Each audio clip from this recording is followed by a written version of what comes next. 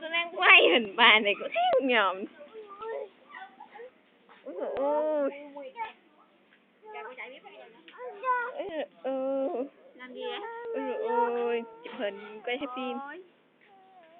Chụp hình quay bác cháu mà em dụ nó nghịch gạo ăn hết.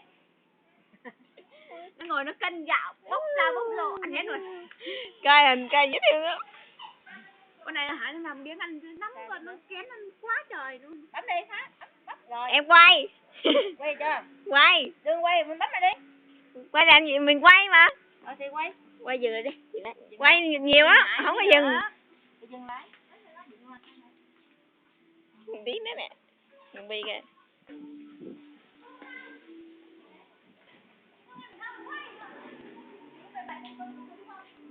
Cái gì?